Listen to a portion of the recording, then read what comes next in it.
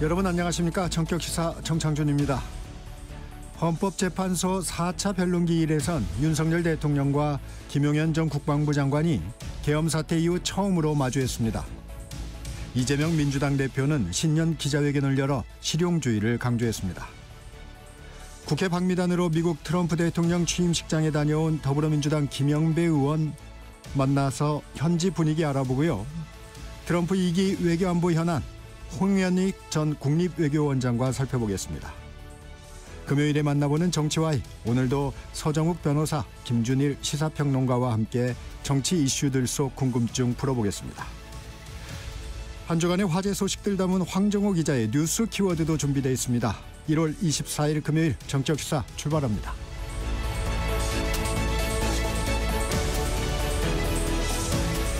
정격시사는 유튜브로도 실시간 방송합니다. 문자 참여는 짧은 문자 50원, 긴 문자 100원이 드는 샵 9730, 콩 어플은 무료입니다.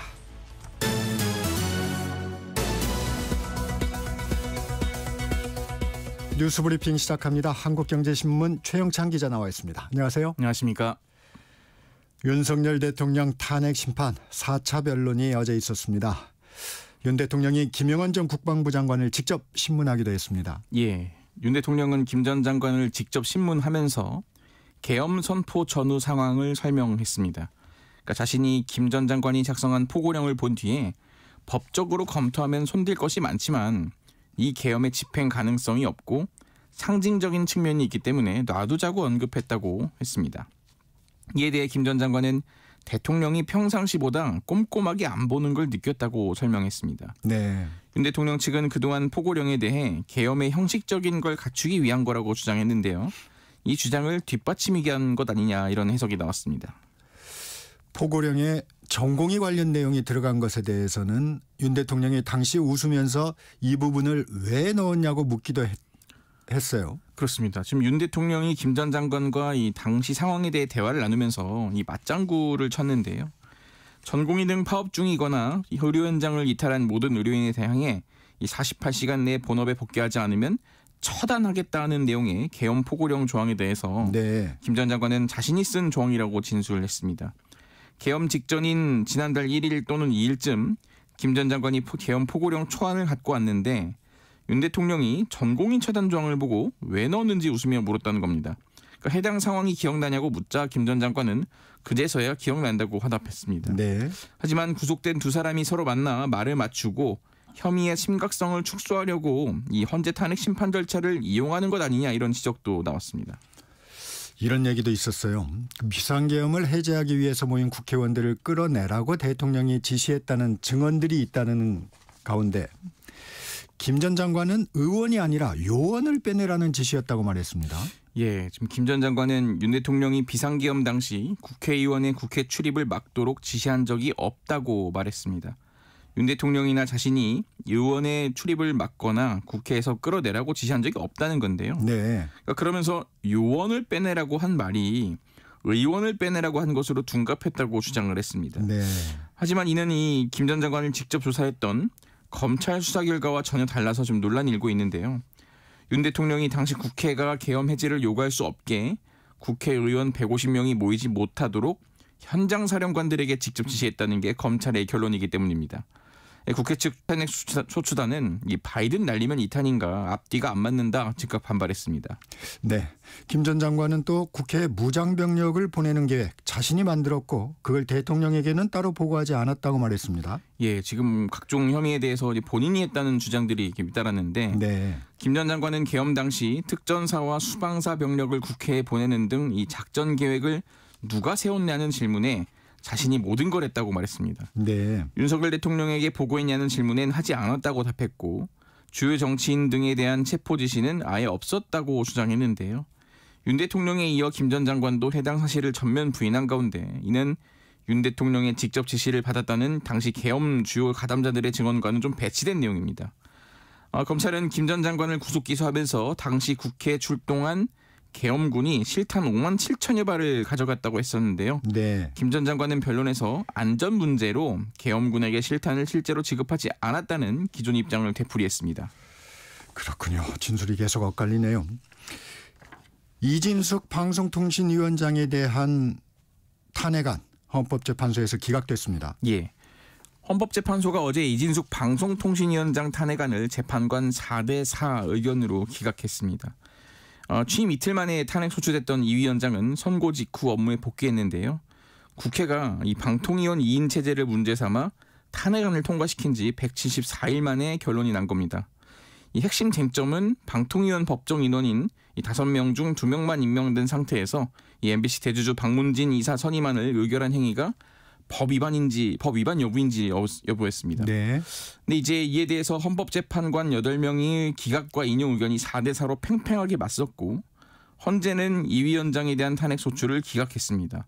이 파면 결정에는 재판관 6인 이상의 동의가 필요한데 네. 이에 못 미쳤기 때문입니다. 이 위원장 탄핵 심판 사건이 마무리되면서 헌재엔 윤석열 대통령과 한덕수 국무총리, 박선재 법무부 장관 등에 대한 9건의 탄핵 심판 사건이 남게 됐습니다. 네. 이재명 대표가 신년 기자회견을 열었습니다. 어떤 내용들이 있었습니까? 예, 이재명 대표는 민간이 주도하는 친기업 성장 담론을 전면에 내세우면서 전향적인 우클릭을 선택했습니다. 네. 분배 중심이던 민주당의 전통적 틀을 깨고 성장을 앞세운 것을 놓고 사실상 중도, 보수 진영이 포용을 위한 대선 출사표라는 해석이 나왔습니다. 네.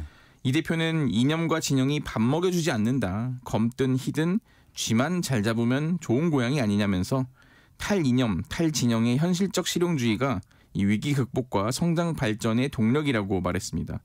이 대표는 그동안 강조했던 기본 사회랄지 복지 분배는 언급하지 않았고 기업, 성장, 경제를 여러 차례 강조했습니다. 그렇게 되면 이재명 대표의 그 주요 의제였죠. 기본소득은 어떻게 되는 건가요? 예, 이 기본소득 정책은 사실 이 대표가 성남시장 시절부터 주장해온 건데 네.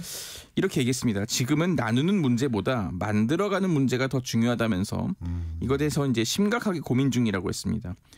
민주당 강령에 기본사회를 명시한 지 지금 5개월 만에 재검토를 시사한 겁니다. 네. 조기 대선이 현실화할 것이란 염두에 두고 이 중도층 외연 확장을 위해 우클릭에 나선 것이라는 분석이 나오고 있습니다.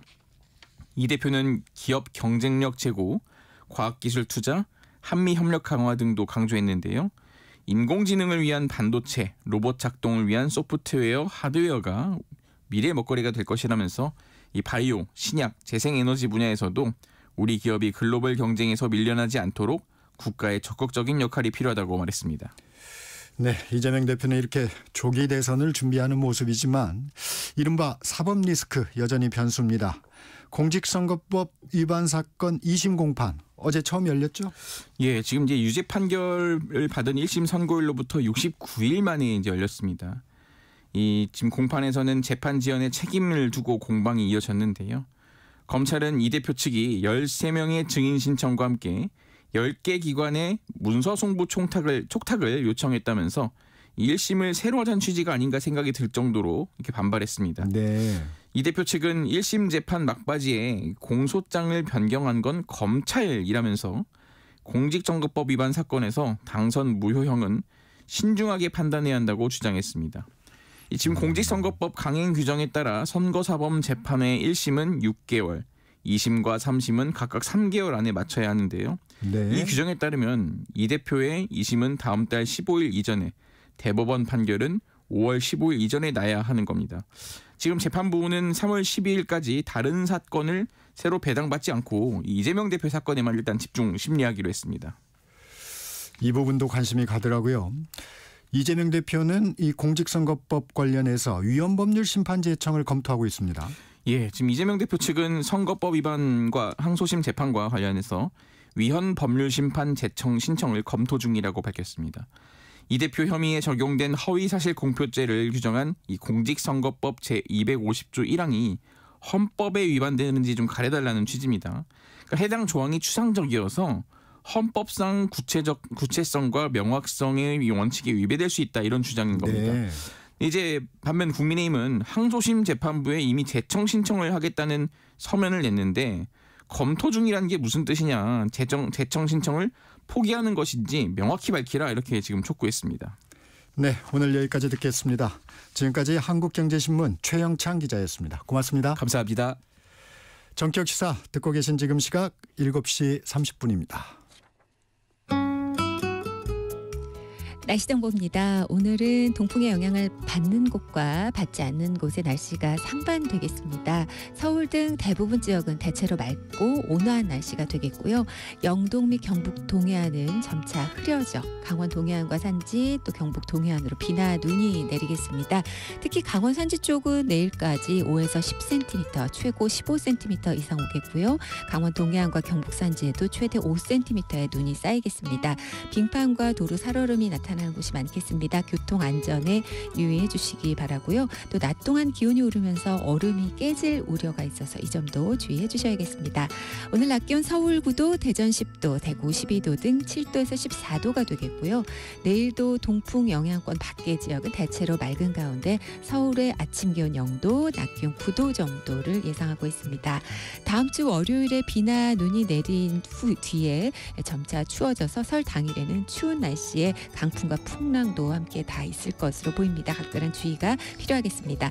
미세먼지 농도는 오전에만 중서부 지방으로 조금 높겠고요. 또 건조한 지역 오늘까지는 건조하겠습니다. 지금 서울의 기온은 영하 2도입니다. 날씨 정보였고요. 다음은 이 시각 교통 상황 알아보겠습니다. KBS 교통정보센터의 이화영 씨입니다. 네, 이 시각 교통정보입니다. 금요일 출근길 서울 시내에서는 강변북로 구리방향 방화대교에서 반포대교까지 정체입니다. 마포대교 1차로에선 사고도 났고요. 반대 일산 쪽으로 잠실대교 4차로에서 사고 났습니다. 천호대교부터 막힙니다. 올림픽대로 하남 쪽으로 행주대교에서 한강대교까지 정체고요. 고속도로는 경인고속도로 서울 방향 부천에서 신월까지 밀립니다. 서해안고속도로 서울 쪽으로 일직분기점에서 금천까지만 정체고요. 평택 시흥고속도로 평택 방면 남한산 일대에서 5km 속도 줄입니다. 영동고속도로 인천 쪽으론 둔대분기점에서 북수원까지 막힙니다. KBS 교통정보센터였습니다.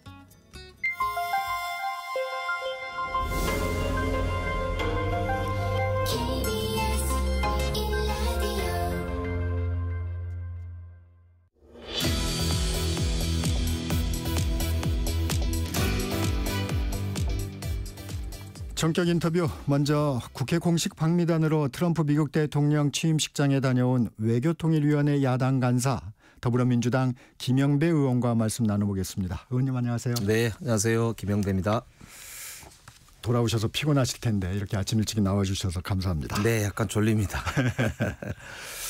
일단 트럼프 미국 대통령 취임식 분위기 좀 현장 분위기 좀 전해주시죠. 되게 마가라고 하는 게 네. 미국을 다시 위대하게 현장 열기는 후끈했습니다. 네.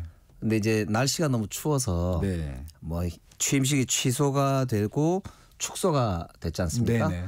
이제 그러다 보니까 오히려 길거리가 이게 약간 축구 응원할 때 왜 군데군데에서 이렇게 예. 그런 것처럼 약간 그런 분위기이기도 했고 어수선하면서도 정말 이게 뭔가 열기가 좀 후끈하구나 그런 느낌을 가질 수 있었습니다. 국회 공식 방미단 어떤 활동을 하셨나요? 예, 저희들이 일단 초당적으로 즉 여야가 함께 네. 갔다는 데 큰 의미가 있고요. 네.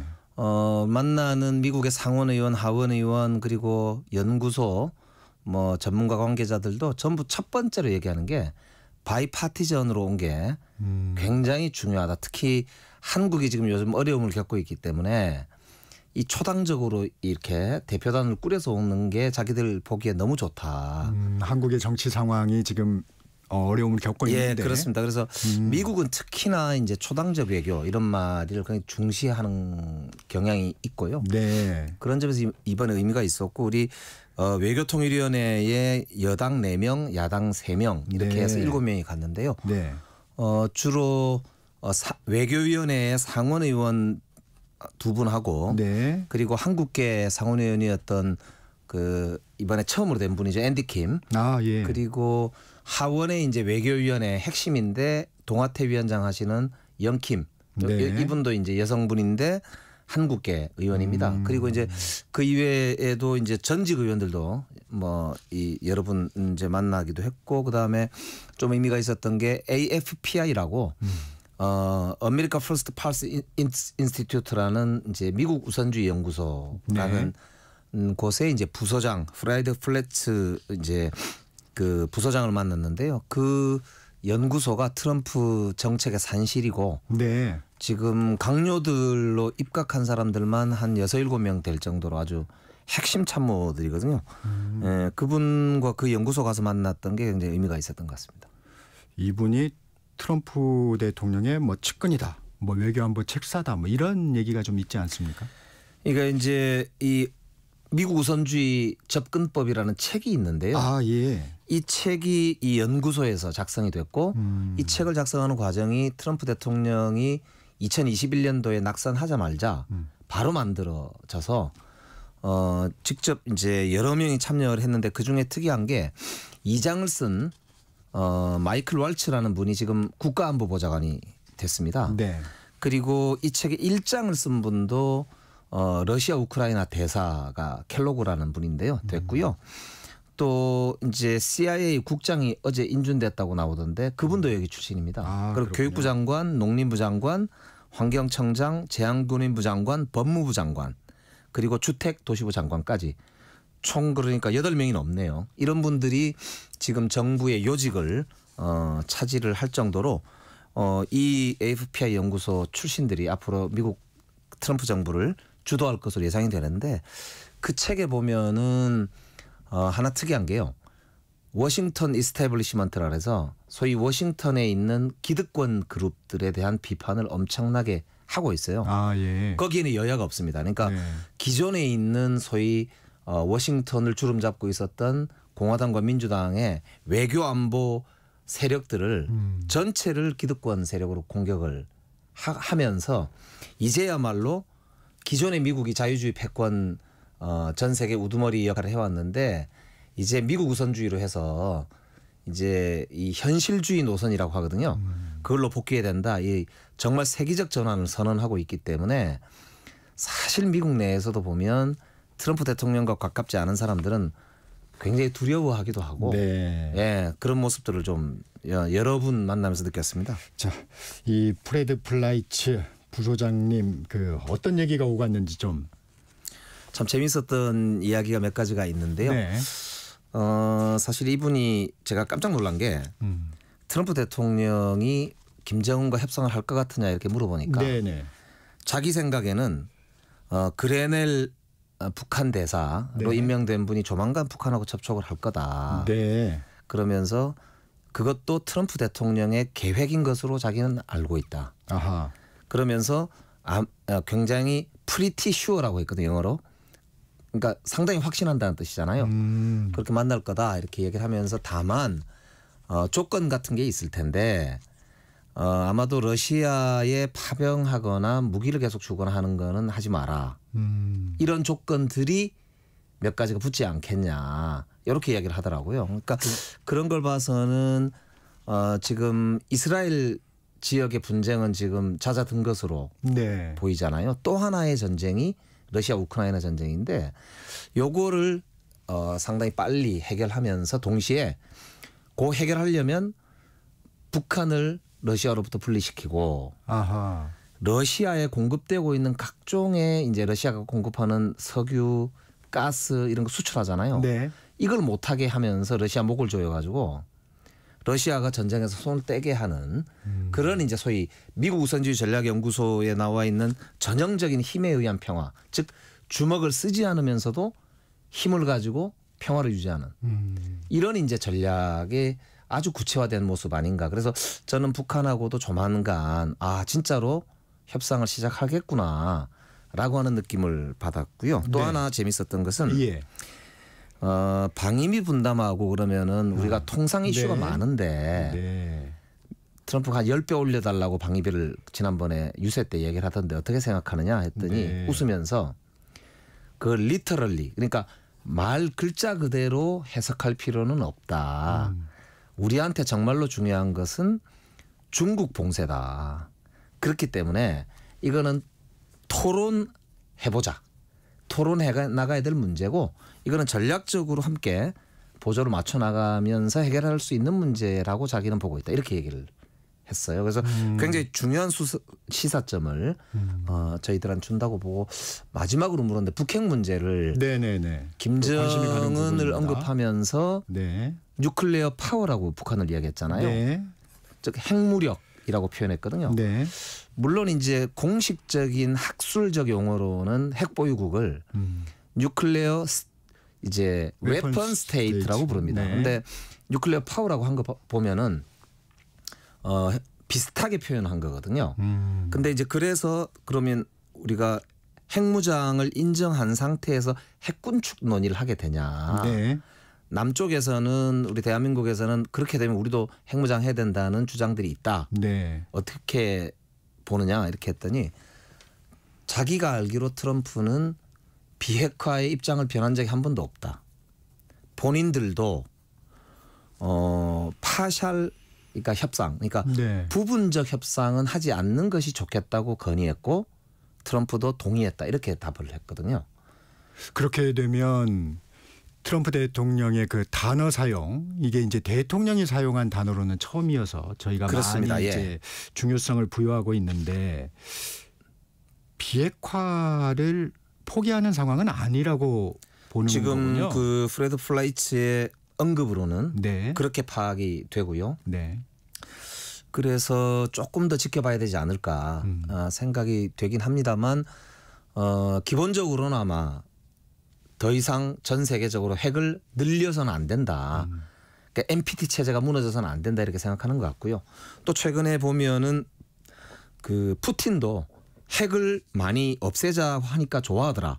이렇게 이제 언급을 트럼프 대통령이 한 걸로 제가 보도를 봤거든요. 네. 그런 걸로 봐서는 어쨌든 이제 방위비나 군사력에 들어가는 돈을 좀 줄이고 네. 그 돈을 국내의 경기 활성화에 쓰려고 하는 그런 미국 우선주의의 어떤 전략 이런 거를 반영하고 있는 거 아닌가 이제 그런 생각이 드는데 좀 더 어쨌든 뭐 전 세계가 사실 트럼프 대통령을 다 이렇게 좀 불확실성으로 보지 않습니까? 그러니까 좀 두고 기대를 갖고 두고 봐야 될 것 같습니다. 근데 이제 저희가 주목하는 게 이 트럼프 대통령뿐만이 아니고 국무장관 또 국방장관 지명자 이런 분들도 비슷한 단어를 쓰고 맞습니다. 있습니다. 인사청문회에서 그렇게 답변했죠. 예. 그렇게 되면 사실 미국 지금 주류 사회에서 북한의 비핵화가 현실적으로 가능한 부분이냐에 대한 의문이 많다고 그래요. 그런 부분은 좀 느끼셨나요? 어떻습니까? 그러니까 그 부분도 그러니까 지금 미국에서도 아마 주류와 비주류 네네. 혹은 신주류와 구주류 간에 네. 내용적 차이가 있다고 보입니다. 아까도 말씀드렸던 대로 요 America First Approach to U.S. National Security라고 네. 하는 요 FPI에서 쓴 요 책에도 보면은요. 네. 아까도 말씀드린 대로 워싱턴 이스태블리시먼트라고 해서 기존에 있는 주류들의 이론에 대해서 굉장히 비판을 많이 하고 있는데요. 대체로 기존에 있었던 소위 공화당이든 민주당이든 그 띵크탱크들은 대체로 절대로 비핵화 이 노선을 포기하면 안 되고 북한은 그렇죠. 강경하게 그냥 힘으로라도 비핵화를 억지로라도 시켜야 된다 이런 입장이잖아요. 근데 이제 지금 트럼프 쪽은 좀 더 현실적 접근 단계적으로 예. 갈 수도 있지 않느냐. 그런 분위기는 익히는군요. 맞습니다. 예. 그런 분위기는 확실히 있는 것 같고요. 네. 저희가 이제 공화당의 하원 의원 다른 분들이나 아니면 전문가들 좀 만나서 네. 얘기를 해봐도 네. 이게 더 중요한 것은 중국을 봉쇄하는 것이지 또 다른 갈등을 큰 걸 일으켜 가지고 중국 주변에 있는 다른 갈등이 일어나는 것은 전략적 우선순위가 아니다라는 분위기가 있는 것 같아요. 그러다 보니까 약간 현실주의적으로 일부 관리하자 이런 이제 고민도 있지 않나 이런 이제 분위기고요. 그래서 그레넬 대사가 북한과 구체적으로 접촉을 해나가는 문제와 그 다음에 아까 말씀드린 대로 켈로그 러시아 대사 특사죠. 그분이 이제 러시아 전쟁에 대해서 우크라이나 전쟁에 대해서 어떻게 다루어 가느냐를 보면 연계해서 미국이 어떤 입장을 취하게 될지 좀 간접적으로 파악이 되지 않을까 싶고 그래서 저희들은 지금 가장 중요한 것은 모든 미국 전문가들과 의원들이 저희들한테 얘기한 거는 한반도가 패싱되거나 한반도의 문제를 해결하려고 하면 그런 우려에 대해서 해결하려고 하면 뭐니 해도 빨리 헌정체제를 정상화하는 게 중요하다 이렇게 네. 얘기를 합니다. 왜냐하면 미국은 특히 트럼프는 대통령을 상대하지 다른 사람을 상대하지 않는다. 그러니까 빨리 민주주의를 헌법과 법률에 따라서 정상적으로 민주체제를 정비하라. 이런 주문을 일치하게 하는 걸 듣고 왔습니다. 중국 견제 그 부분이 이제 우선순위에 있는데 이 방위비 협상 이런 부분에서 주한미군 철수 카드를 내놓지 않을까 하는 우려도 좀 있습니다. 네, 그 부분도 저희들이 이제 물어봤는데요. 네. 철수보다는 오히려 지금 이제 국방 차관에 임명된 그 콜비 국방 차관도 그렇고 그다음에 다른 분들도 좀 언급을 한 것이 중국과 대만의 분쟁 네. 가능성이 있기 때문에 그럴 경우를 포함해서 이 중국 견제의 주한미군의 사용, 용도, 역할 이런 게 있을 수 있다. 그랬을 때 북한과의 관계 때문에 약간 남쪽에 그런 이제 군사력의 약화 이런 우려가 제기될 수 있기 때문에 그 부분에 대해서는 이제 전략 자산의 추가 전개라든지 혹은 여러 가지 이제 동맹으로서의 약속들을 그동안 해놓은 게 있어서 네. 그런 보완책들을 가지고 보면 되지 않을까 이런 입장인 것 같아요. 그래서 저희들도 이 문제는 뭐 지금 현재 딱 고정되어 있다고 보기는 어려울 것 같고요. 그래서 지금 미국의 가장 큰 고민은 어쨌든 중국을 해상에서 그리고 지상군에서 압도해야 된다. 그걸 통해서 경제적인 그런 경쟁에 승리해야 된다라고 하는 거에 모두 올인하는 그런 이제 상황이거든요. 그런 걸 전제로 저희들도 이제 국가안보 전략을 새로 좀 다양한 차원에서 논의해 볼 필요가 있다고 보이고 그런 면에서 보면 일본을 전략적으로 저희들이 그동안에 생각해 왔던 것보다는 조금 더 유연하게 네. 접근할 필요가 있지 않을까라는 고민도 들고 또 러시아에 대한 저희들의 전략도 또 조금 여러 가지 차원에서 생각을 해보면서 미국의 전략에 발맞춰서 가면서도 우리 대한민국의 이 한반도 안정적 관리를 위한 우리의 뭐 전략이랄까 그걸 좀 다층적인 고민이 이제는 좀 더 필요하지 않나 이제 그런 생각을 하게 됐습니다. 그러면 현실적인 저희도 좀 준비를 해야 되겠군요. 일단 공식적으로 북한 비핵화 정책을 지금 막 내놓으면서 이건 우리가 철회하는 부분이다 이렇게 얘기하지는 않지만 예를 들면 그런 분위기는 지금 말씀하신 대로 감지가 되고 있고 그러면 우리 헌정 질서에 이제 새로운 새로운 어떤 안정적인 기조가 되면 그때 가면 예를 들면 이제 그런 부분들이 협의가 될 수 있겠군요. 그러니까 우리 이제 대한민국 입장에서는 북한의 비핵화를 포함한 한반도의 비핵화를 절대로 저희들 입장에서는 포기할 수가 없지요. 왜냐하면 군비가 증강되면 될수록 저희들 입장에서도 유리하지는 않기 때문에 기본적으로는 비핵화를 확고한 저희들의 입장으로 하면서 동시에 중국을 그럼 잘 견제할 수 있는 그런 이제 방안 중에 우리 대한민국이 추가로 역할이 뭐가 있겠냐. 예를 들면 미국에서 요구했던 게 조선산업이 네. 이제 한국이 워낙 강하기 때문에 현재 미국은 해양 주권을 위해서 중국의 해양 무력이 워낙 강하기 때문에 네. 자신들의 힘만으로는 이 해결이 안 된다. 그래서 한국의 힘이 반드시 필요하다고 요청을 하고 있고요. 현실도 그렇습니다. 예를 들면 지금 현재 이 책에도 나와 있습니다만 중국이 군함이 340척이 있다고 하고요. 미국이 300척이 있답니다. 네. 근데 중국은 현재 이 건조 능력이 미국의 130배가 넘기 때문에 네. 앞으로 이제 차이가 계속 날 거라는 거거든요. 네네. 그렇게 돼서 이 동맹으로서 한국이 선박을 건조하고 수리하는 데 전략적으로 동맹을 맺는다면 중국 견제에 아주 중요한 요긴한 역할을 할 수가 있고 우리도 조선산업이 적극적으로 진출할 수 있는 그런 이제 경제적 효과도 있거든요. 예를 들면 트럼프 대통령의 관심 분야죠. 맞습니다. 네, 요거 한번 조금 짚고 넘어가겠습니다. 여당에서는 지금 이제 상황 변화가 일어난다면 미국의 대북 정책의 변화가 일어난다면 우리도 핵 균형을 맞춰야 한다는 주장이 지금 제기가 되고 있습니다. 거기서 얘기되는 게 이제 독자 핵무장 또는 뭐 나토식 핵 공유, 주한미군의 전술핵 재배치 뭐 이런 얘기들이 나오는데 이 문제는 어떻게 생각하십니까? 지금 이제 미국의 상원 의원을 제가 여러 번 만났지 않습니까? 네. 그분들이 공통으로 하는 이야기가 단언합니다. 미국은 전 세계 핵이 더 늘어나는 것을 절대 용인하지 않는다. NPT 체제는 확고하게 지켜져야 한다. 이렇게 분명하게 이야기하고 있습니다. 아시다시피 외교 국방은 미국 상원의 권한입니다. 그렇기 때문에 미국 상원 의원들은 확고하게 사실은 핵이 더 늘어나는 것을 그냥 방치하지 않는다라고 하는 이제 입장을 보이고 있고요. 공화당이 다수고 상원도 공화당이 다수고 그다음에 트럼프 대통령과 강요들이 어떻게 보면 이런 비핵화 정책의 방향 전환 이런 부분을 생각하고 있다면 달라질 수 있는 거 아니에요?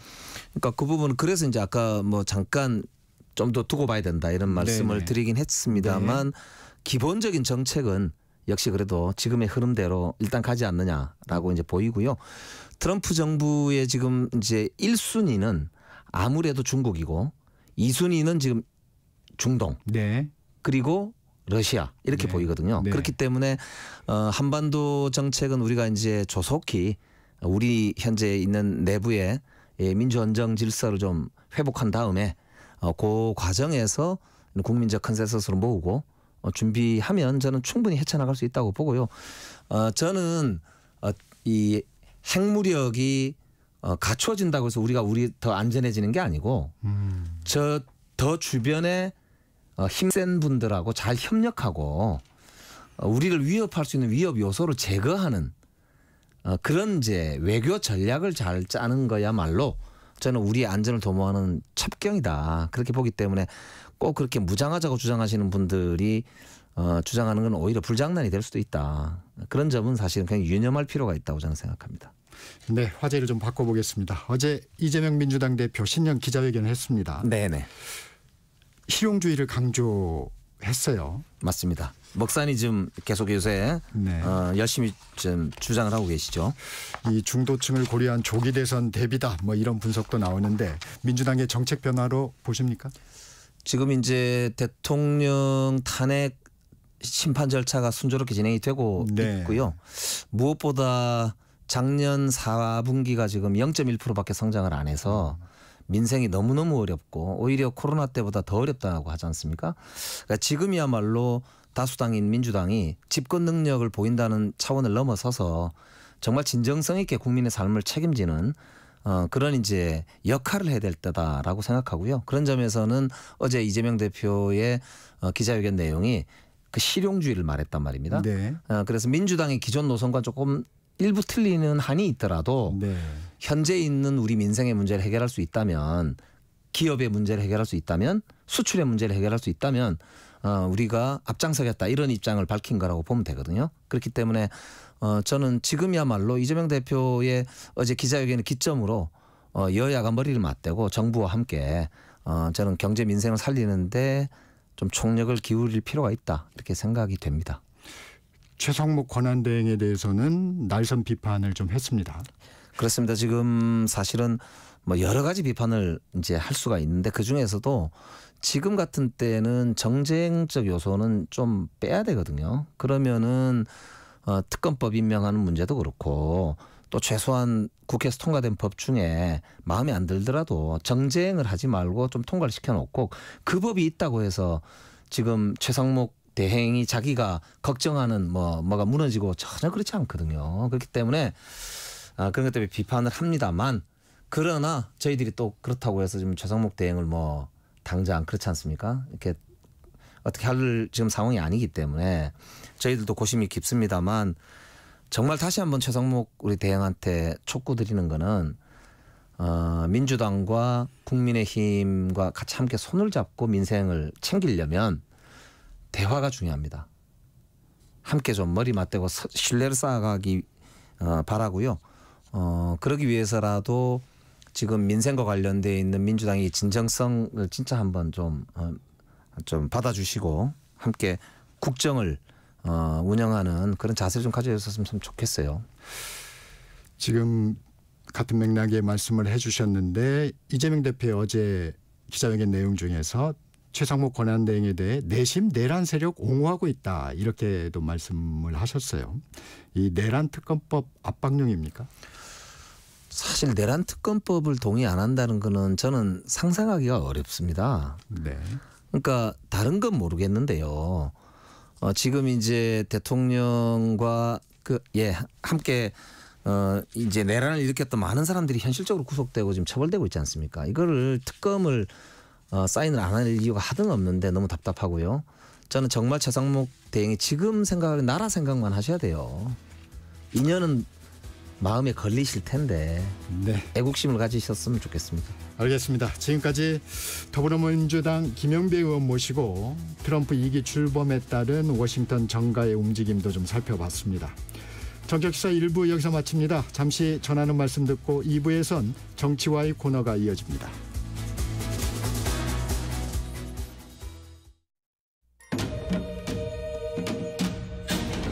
광복 80년 KBS 라디오 캠페인 밸류업 대한민국. 안녕하세요. 동요를 만드는 작곡가 송택동입니다. 최근에 방송국에서 경연대회도 하고 있는데 아이들이 가요 그런 노래들을 가사의 내용 생각하지 않고 지금 따라 부르고 있는 것이 가슴이 아파요.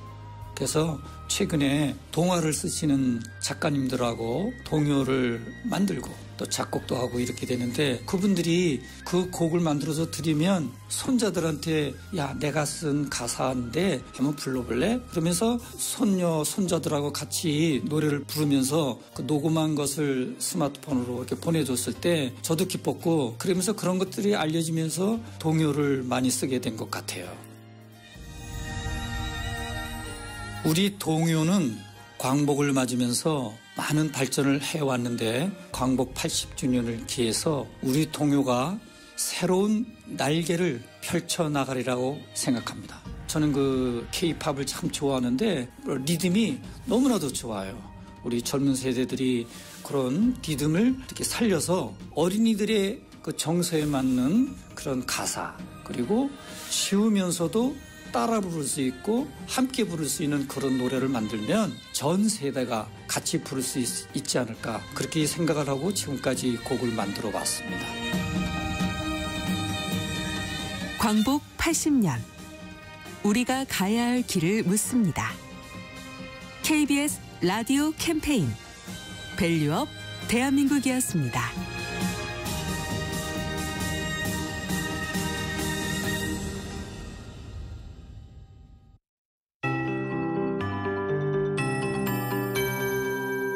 KBS 58분 날씨. 오늘 대다수 지역은 맑겠지만 강한 동풍의 영향을 받는 동쪽 지역으로는 비나 눈이 오후부터 시작되겠습니다. 특히 강원 산지에는 습하고도 무거운 눈이 다량 쏟아질 걸로 보입니다. 내일까지 5에서 10cm, 많은 곳은 15cm 이상 올 것으로 보고 있고요. 강원 동해안과 경북 산지로도 이틀 동안 1에서 5cm의 눈이 예상됩니다. 빙판과 도로 살얼음이 나타나는 곳이 많겠습니다. 교통 안전에 유의하셔야겠습니다.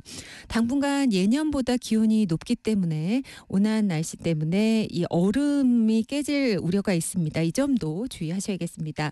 미세먼지 농도가 오늘 오전에는 서울 등 중서부 일원에서 나쁨 수준을 보일 수 있겠지만 전반적으로 대기질이 오늘부터는 깨끗해지겠습니다. 오늘 한낮에 서울 9도, 대전 10도, 대구 12도 등 전국적으로 7도에서 14도로 어제보다 더 온화하겠습니다. 내일도 비슷한 기온으로 아침 기온은 더 오릅니다. 서울 0도 등 영하 5도에서 영상 5도, 낮 최고 기온은 서울 9도를 포함해서 5도에서 11도 분포가 되겠습니다. 강수 전까지는 건조한 동쪽 해안과 산지 쪽에서 산불 등 화재 예방에 신경 써주셔야겠습니다. 지금 서울의 기온은 영하 1.8도입니다. 강혜종입니다.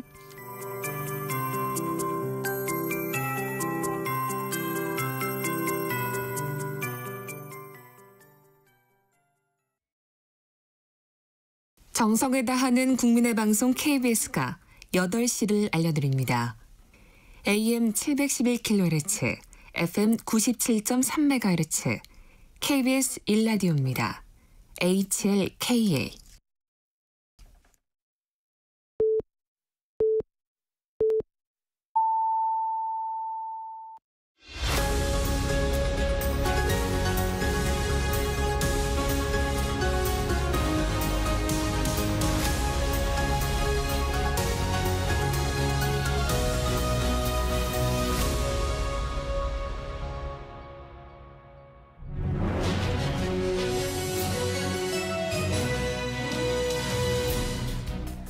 한 주간의 정치 이슈 속 궁금증을 풀어보는 시간입니다. 정치와이, 오늘도 왜라는 질문 해보겠습니다.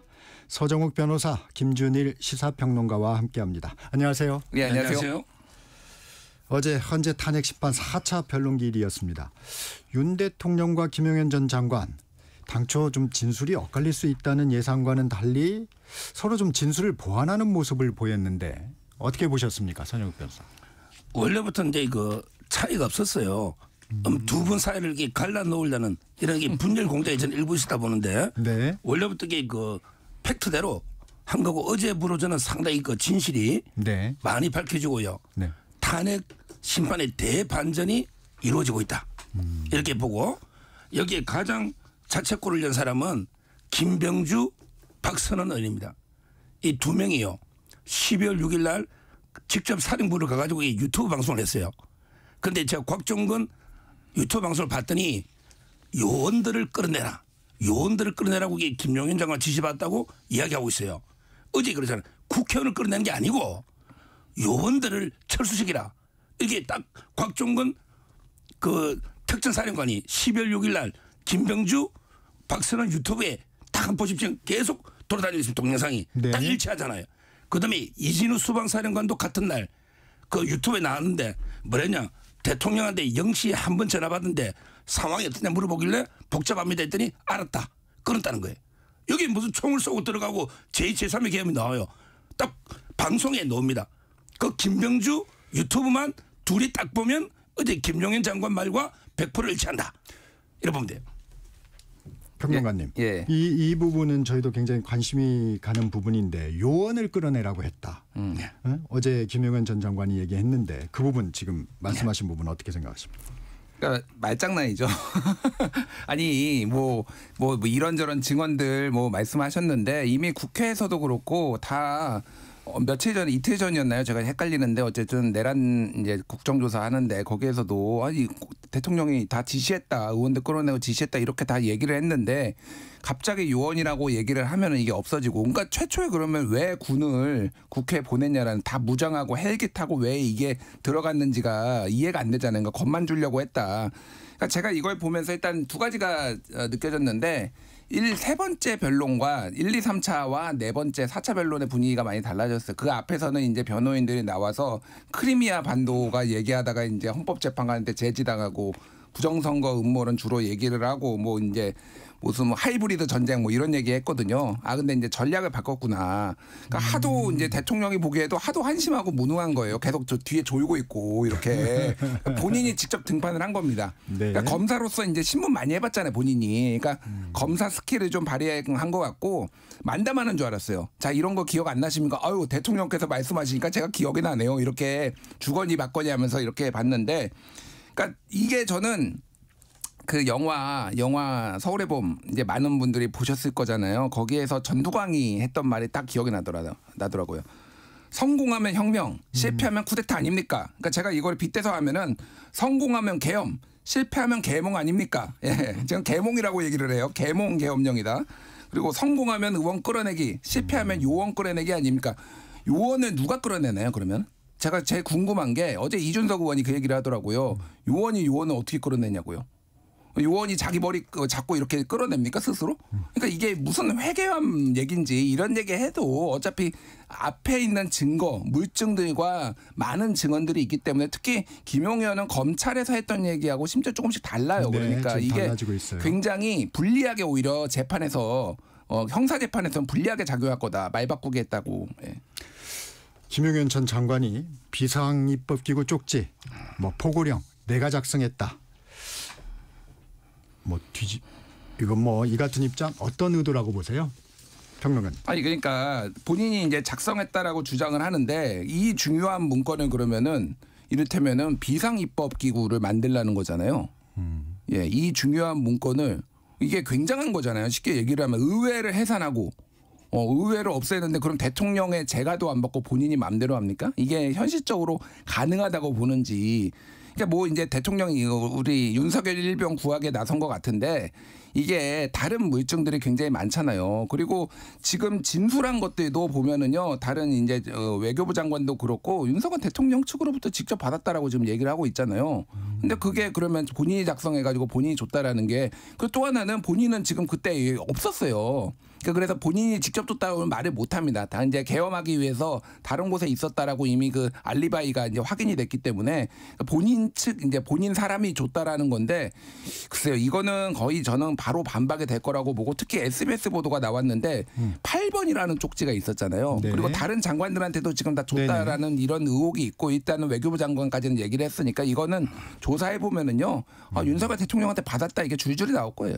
김용현 전 장관이 내가 했다. 뭐 이런 부분은 지금 어떻게 보세요? 이걸요. 예. 국회를 해산하고 새로 국회를 대체하는 입법기구를 만들라 이래 해석하는 게 황당무계합니다. 국회를 누가 어떻게 해산을 해요? 그다음에 어떻게 새로 입법기구를 어떻게 뽑아요? 그게 아니고 계엄하다 보면요. 예산 지금 짜는 게 국회가 짜는 게 엉망이잖아요. 그러니까 이럴 때 불필요한 국회 보조금 이런 거 줄이고 또 이제 그 검찰이나 대통령실 정상을 시키려면 예비비가 필요하잖아요. 이런 식으로 기재부 내에 예산을 재조정하는 이런 TF팀이 있죠. 요걸 구성하라는 거예요. 그게 비상입법이라는 게 뭐냐면 긴급재정경제명령이나 이런 게 비상입법이잖아요. 김용현 장관 전 장관 변호인단은 그렇게 얘기하고 있죠. 그게 문맥이 맞죠. 비상입법이라는 게 비상입법은 긴급명령과 긴급재정경제명령 두 개가 우리 헌법에 있잖아요. 이게 비상입법을 담당할 예산기구. 그러니까 기재부가 하죠. 국회를 해산하고 새로 국회를 만드는데 기재부가 합니까? 따라서 저는 김용희 장관이 만들어서 최상목 장관을 늦게 만나가 실무를 통해 준 것도요. 네. 맞아요. 왜? 최상목 이거는요. 최상목 대행이 먼저 자백한 거예요. 본인이 쪽지 버리도 돼 쓰레기통에. 근데 경찰에 가서 나 이런 쪽지 받았다고 자백했는데 그 진술을 보니 실무자가 주더라. 딱 맞잖아요. 그러니까 어제 김용인 장관 말은 틀린 게 하나도 없어요. 그러니까 제 말은 이걸 국회를 해산하고 대체 국회 이 자체가 완전히 뭐 황당무계한 가짜뉴스를 떠나서 그걸 기재부가 할 일입니까? 기재부는 예산을 담당하니 비상입법이 있을 때 예산 항목도 조정하고 노잖아요. 국회에 불필요한 예산 삭감하고 또 이게 정상을 시키게 되잖아. 검찰이나 이런 게 예산을 조정하는 TF팀 그걸 구성하라는 쪽지입니다. 이거는 실무적인 거예요. 대통령이 이런 데까지 관여할 필요도 없죠. 아니 제가 요거는 정확하게 진술을 읽어드릴게요. 네. 지난달 13일에 조태열 외교부 장관이 이렇게 얘기를 했어요. 비상계엄을 선포를 할 생각이다라고 대통령님이 저에게 말씀하시면서 종이 한 장을 주셨습니다. 이렇게 정확하게 얘기를 했고요. 최상목 지금 대통령 권한대행 지금 뭐 대통령 수장이죠. 국가의 수장. 지난달 13일에 대통령이 들어가시면서 제 이름을 부르시더니 저를 보시더니 참고자료 이거 참고하라고 하면서 하니까 옆에 누군가가 저는 잘 모르겠습니다. 누군가가 저한테 자료를 하나 줬습니다. 그러니까 어쨌든 대통령이 직접 문건을 들고 다니지 않으니까 대통령이 근데 정확하게 지목을 하고 그러니까 옆에 사람이 준 거 아니에요. 이게 어떻게 저기가 김용현이 본인이 줬다라고 이런 주장이 먹힐 수가 있겠습니까? 그걸 이제 우리 존경하는 우리 서정 변호사님께서 궤변을 늘 같이 옹호를 하시는데 글쎄요. 이거는 증거가 다 나올 거예요. 네. 서정욱 변호사님 법조인이시니까 이것도 좀 궁금합니다. 어제 발언 내용 중에 그 포고령 관련해서 법적으로 검토할 것이 많지만 실행 가능성이 없으니까 놔두자. 이 포고령을 선포를 하는데 포고령 실행 가능성이 없다. 이게 법적으로는 어떤 의미를 가집니까? 이게 실행 가능성이 없다 하면 뭐가 달라지는 건가요? 지금 이제 그 포고령이 아주 포괄적으로 이제 그 5개 돼 있잖아요. 네. 그런데 계엄이라는 게 그 일환 같은 게 거의 다 있어요. 옛날에도 뭐 상김씨 활동 중단해라 이런 식으로 불법적인 정치인들의 선동 있잖아요. 이걸 막으려고 계엄의 구색에 꼭 들어가는데 근데 현실적으로 지방의회까지 모든 정치활동 군인범 몇백 명이 어떻게 모든 정치활동을 금지는 불가능한데 계엄의 요건상 상징적으로 그 불법 선동들 정치활동 제한할 수가 있거든요. 그래서 옛날에 한 10개 참고해서 그대로 100개 왔는데 대통령이 한번 쑥 봤죠. 보니까 이게 뭐 법률비서관실이나 민정실에서 검토하기에는 워낙 두리뭉실하게 추상적이니까 그리고 대통령의 목적은 부정선거 검증하고 그다음에 국회 폐악질을 피를 토하는 심지어 국민 알리는 최소한의 병력이니까 이 모든 정치활동을 군인 10만 명에도 금지 못합니다. 정치활동 어떻게 일일이 다 금지해요. 이건 아예 실행 계획 자체도 없었고 단지 경고 폐악질을 알리는 거니까 대통령이 간단하게 검토한 것 같아요. 상세하게 민정실에 보내서 자세하게 검토한 게 아니고 한번 보고 따라서 이런 의미이기 때문에 이거는 계엄의 목적이 그만큼 이게 실질적인 정치 활동을 완전히 다 규제하는 게 아니고 단지 국회 폐악질을 알린다는 경고용. 그 점에서 저는 상당히 설득력 있는 말이 맞죠. 이런 건 어떤 의도라고 보세요, 김준일 평론가? 예. 그러니까 이것도 다시 그 영화 대사로 할게요. 성공하면 처단, 실패하면은 실행 계획 없는 거 아닙니까? 이제 이렇게 되는 거잖아요. 아니 처단이란 말이 들어 전공이 처단도 들어가고 막 그랬는데 그리고 김용현이 검찰에서 진술한 건 뭐냐면요. 한 달 전부터 대통령한테 보고하고 이거 대통령 검토했다라는 거잖아요. 그리고 옛날에 김용현 변호인들이 기자회견했을 때는 대통령님께서 그래서 야간 통행 금지는 경제에 악영향이 있으니까 이거 다 빼기로 하시고 하셨다. 그러니까 검토 다 한 거 아니에요. 근데 이제 와서 이제 말 바꾸기 하고 뭐 이런 건데 이런 잔머리가 뭐 통할 것 같지는 않습니다. 예. 네, 공수처 수사 얘기로 좀 넘어가 보겠습니다. 고위공직자 범죄수사처 어제 이제 윤석열 대통령의 내란 혐의 등 사건을 검찰로 보내고 기소를 요구했습니다. 대면 조사 한 번이 전부입니다. 그것도 열람 날인을 거부해서 증거 효력도 없는데. 공수처 수사 총평을 해주시면요, 서정욱 변호사님. 지금 이제 그 현직 법원장하고요, 그다음에 전직 서울중앙지검장까지도 그 반드시 책임질 거다 이렇게 이야기하고 있어요. 처음에 천대엽 법원행정도 우려를 했고요. 거기에 중앙지법 영장도 그랬어요. 이거요, 공처가 보세요. 예를 들어 교통경찰이 사고 난 거 수사하다가 차에 마약이 나와. 그러면 이게 관련 사건이니까 우리 마약까지 수사한다. 이게 동아일보에 놓은 비유입니다. 이런 식으로 관련 사건을 무한정 확대할 수가 없는 거예요. 직권남용을 수사한 적도 없고 할 수도 없어. 자기들 망상 속에서만 우리가 이런 게 있으니까 이것도 있다. 자기들 상상 속에서 있는 거예요. 실제 직권남용을 수사한 적이 없어요. 관련 사건에. 따라서 이거는 명백한 게 불법이고요. 이게 검찰로 넘어온 데서 불법이 치유되는 게 아니다. 그렇잖아요. 공처가 원초적 3만 쪽 이게 불법인데 이걸 받아서 한다해서 이게 하자가 치유돼가지고 합법화 됩니까? 저는 두고두고 대법원까지 문제될 거고요. 이 부분은. 그다음에 검찰이요. 내일 10일간 연장한다는 것도 황당합니다. 원래 검찰이 영장 청구할 때는 10일 뒤에 한번 연장할 수 있고요. 경찰은 딱 10일밖에 못 써요. 그런데 공수처가 영장을 서부에 받았는데 검찰이 연장한다? 원래는 검찰이 영장을 다 청구하니까 한번 연장을 그 판사한테 할 수 있는데 중앙지검의 검사가 서부법원 판사한테 10일 더 연장해 주세요. 내일 한번 해보세요. 엄청난 문제 생길 겁니다. 어디에 연장할지 또 검찰이 연장할 수 있는지 왜 공처가 신청하고 10일 뒤에 검사가 영장을 연장을 해달라? 이거는 법조인으로서는 있을 수 없는 이게 법적 그럽니다. 한번 내일 한번 지켜보시죠. 연장이 되는지. 서정욱 변호사님. 예. 그러면 윤 대통령은 검찰 수사에도 좀 응하지 않을까요? 제가 보기에 뭐 응할 이유가 없는 게요. 저는 제 개인 생각입니다. 네. 왜 공수처가 원래부터 불법 수사가 이어받아서 그대로 자료가 3만 쪽이 오잖아요. 불법이 이어오는 불법인데 그게 합법이 됩니까? 처음부터 경찰이 수사해서 정상적으로 검찰에 넘겼으면 응해야죠. 그런데 이건 공처가 왔기 때문에 저는 안 되고 24일 날 내일 아마 연장이 10일간 가능한지 안 하는지 이게 핵심입니다. 김준일 평론가님, 예. 공수처 수사 좀 총평해 주시면 어떻습니까? 뭐 결국은 이제 세 차례 구인을 하려고 하다가 안 됐고, 그거 이제 뭐 쇼다, 공수처 쇼다 이렇게 비판하시는 분도 있는데, 아니 구속해서 범죄 혐의가 있는 사람을 구인해서 조사하려고 하는 게 그게 쇼라고 볼 수 있나요? 그거를 응하지 않는 사람이 문제가 있는 거지, 그거를 공수처를 저는 비난할 수 없다라고 보고. 결과적으로는 성과가 없기 때문에 그 성과 없음에 대해서는 뭐 비판받을 수 있다고 봐요. 다만 그리고 뭐 전 궁금한 게 지금 서정욱 변호사님이 윤석열 변호인단에 계신 건지 아닌지를 제가 좀 헷갈리는데, 왜 그러냐면은 언론 보도에 따르면은요, 윤석열 변호인단 측에서는 검찰 수사에는 협조하는 방안을 유력하게 검토하고 있다라고 언론 보도가 나왔어요. 근데 안 할 거다라고 너무 단언을 하시니까 그러면은 그냥 아예 좀 변호인단에 같이 들어가셔서 좀 그렇게 같이 전략도 짜시면 좋겠다 이 생각이 좀 들고요. 네. 모르겠습니다. 그러니까 그게 뭐 독수독과론에 따라서 이게 이제 문제가 있으니 이제 이거가 다 그러니까 최초의 수사 과정에 문제가 있고 권한이 없는 기관이 하고 있으니 이게 다 무죄다라고 주장을 할 수도 있을 텐데, 그게 얼마나 받아들여질지 모르겠습니다. 어쨌든 법원에서 이렇게 논란이 있음에도 불구하고 법원에서 이거를 이제 영장 발부하고 수사권은 있다라고 인정을 한 거기 때문에 다만 이제 저는 앞으로 미비한 부분은 좀 정리를 할 필요는 있을 것 같아요. 그렇죠. 예. 지금 이번에 좀 불거진 문제들. 사실 그러니까 누가 대통령이 내란을 일으킬 줄 누가 알았겠습니까? 그러니까 이거 처음에 만들 때 공수처법 만들 때 내란을 수사를 할 수 있네 없네 이거를 아마 생각도 못했을 거예요. 예. 근데 서정욱 변호사님도 얘기했지만 이 법원 내부망에서도 예를 들면 공수처가 내란죄 수사권이 있는지 문제 제기가 지금 되고 있고 현직 청주지법원장도 예.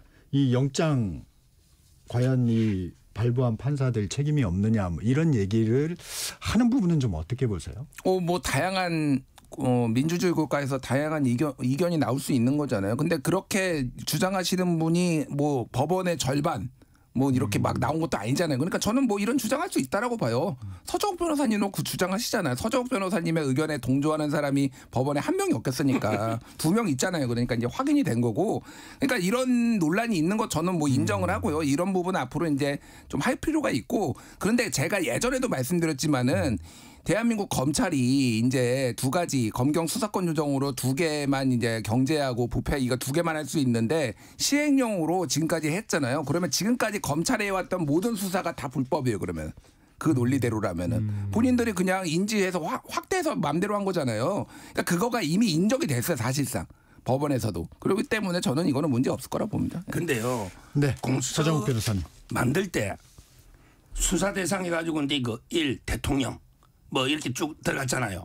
대통령이 수사 대상에 들어가 있어요. 법에 딱 돼 있어요. 공수처법에. 자 그때 여러 사람들이 대통령을 수사해?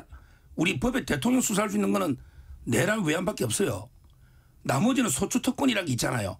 그러니까 대통령이 대상인데 그럼 이게 대통령을 수사하는 건 내란 외환밖에 없는데 당연히 내란하고 외환이 재에 들어가야 되잖아요. 그 논란이 많았다니까. 근데 그때 왜 뺐냐? 공수의 취지를 봐야 돼요. 공수는 어떤 게 검찰의 부패, 권력이 자기 식구 감싸는 걸 막기 위해서 최소한의 기구 10몇 명 검사로 출범했잖아요. 내란이나 외환 같은 엄청난 범죄를 공수가 외환이라는 게 전쟁 나는 거예요. 이걸 공수가 우리 외환도 수사할게. 이게 안 되니 취재도 안 맞고 그래서 뺀 거예요. 그런데 이제 와서 직권 남용이 되니까 내란을 할 수 있다. 그게 안 맞잖아요. 그럼 그때 내란 외환밖에 대통령을 못 하는데 왜 그때 내란 외환을 빼놨을까요? 그 취지를 보라고요. 화제를 좀 바꿔보겠습니다. 국회 탄핵소추 첫 결과라고 할 수 있을까요? 이진숙 방통위원장 탄핵소추 기각이 됐습니다. 근데 탄핵 인용과 기각 의견이 4대 4예요. 이번 기각 좀 어떻게 보세요? 아니 이게 8대 0 안 되는 게 헌재가요. 법치를 하는 게 아니고 정치를 하고 있는 거예요. 아니 이진숙 위원장이 무슨 잘못이 있어요?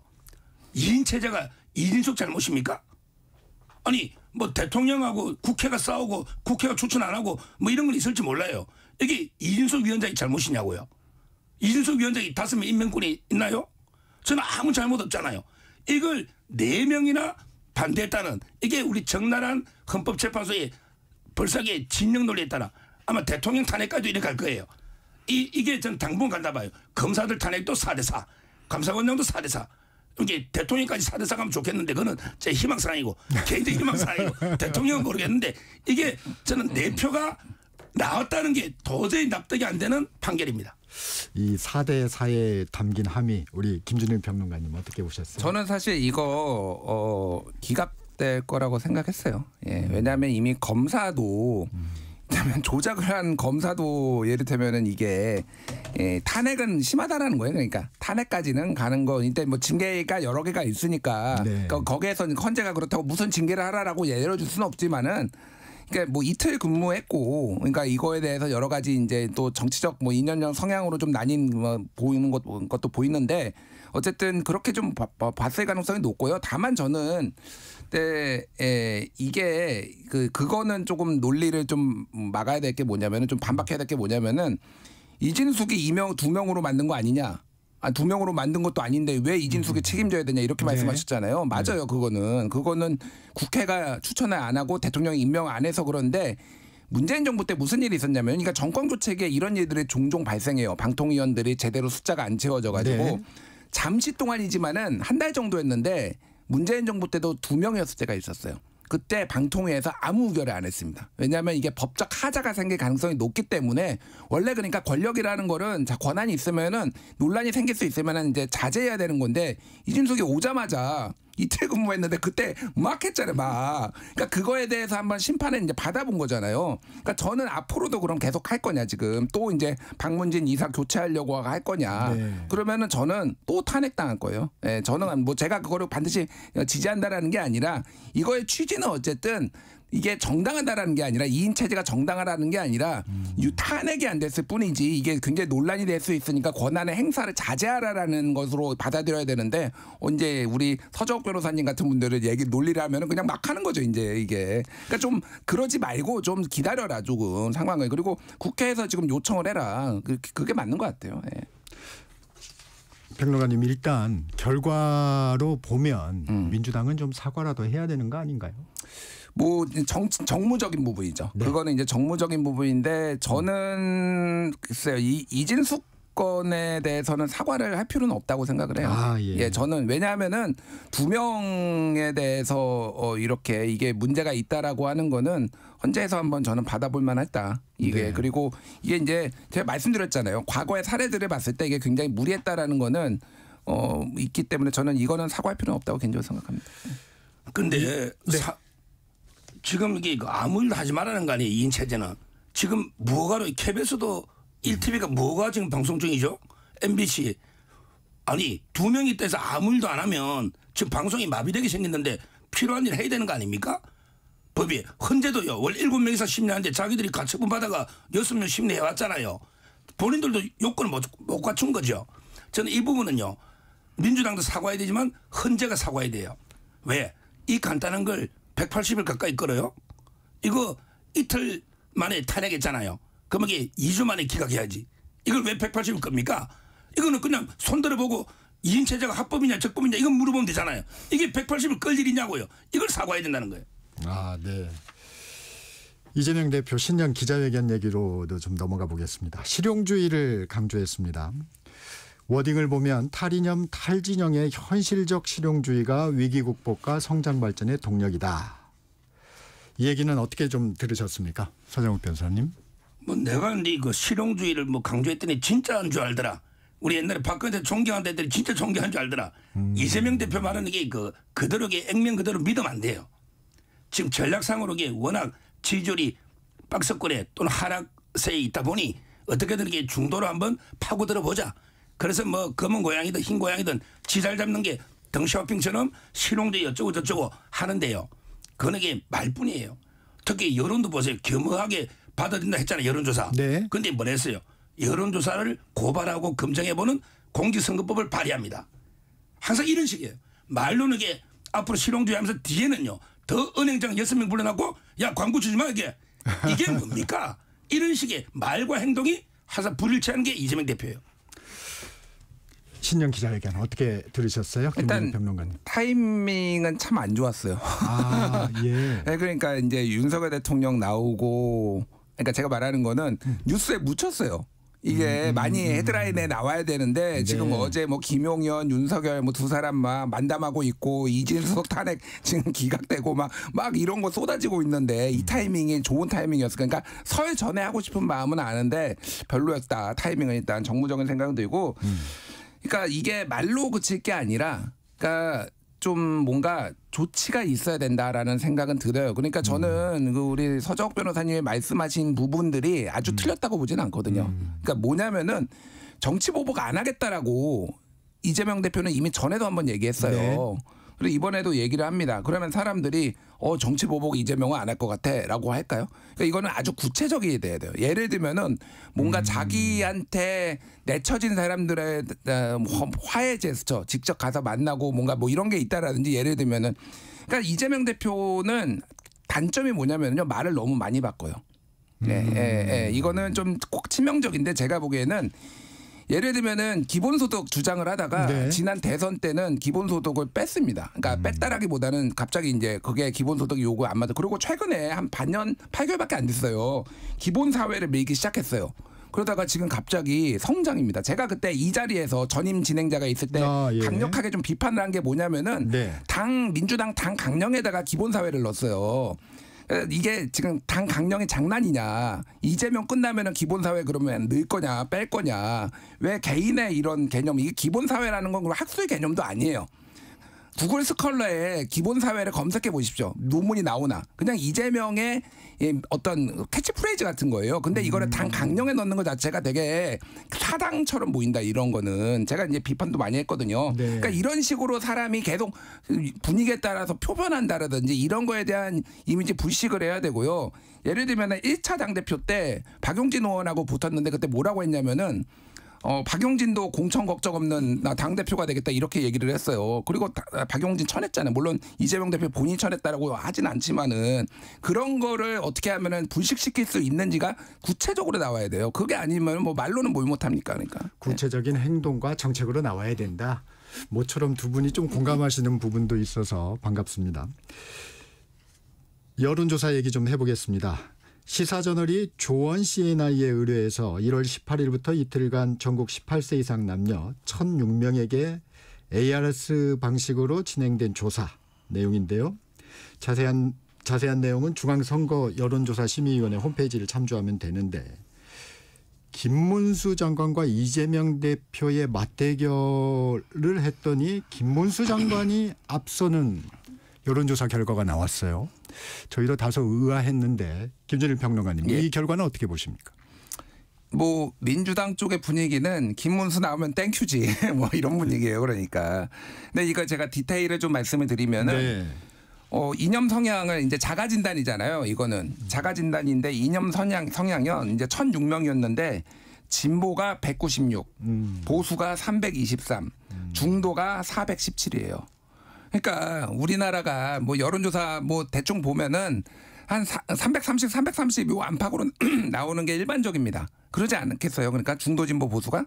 그런데 진보가 196명밖에 안 된다라는 거는 보수가 굉장히 많이 응답을 했다. 지금 네. 그러니까 보수가 활성화돼 있다, 이렇게 보는 게 맞는 것 같아요. 아, 그래요. 서정욱 변호사님, 하실 말씀이 좀 있으시죠? 저는 지금도요. 어제 선거법에 그 결심 날짜를 정해버렸어요. 2월 달에. 2월 26일. 아, 예. 이재명 대표 공직선거법 재판.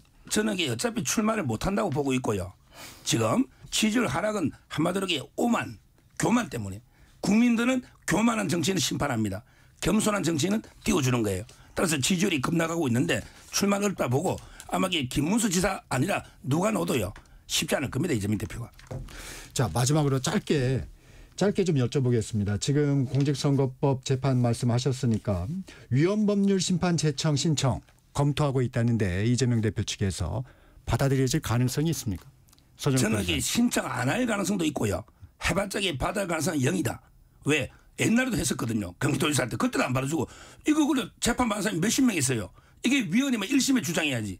왜 2심에 합니까? 가능성이 있을까요? 여론이 안 좋아서 안 할 가능성이 높고요. 말씀하신 대로 하려면 진작해야죠. 이거 그러니까 이러니까 중도에서 지지가 안 나오는 거예요. 네. 네. 오늘은 여기까지 듣겠습니다. 서정욱 변호사, 김준일 시사평론가와 함께했습니다. 고맙습니다. 감사합니다. 정적 시사 듣고 계신 지금 시각 8시 28분을 넘고 있습니다.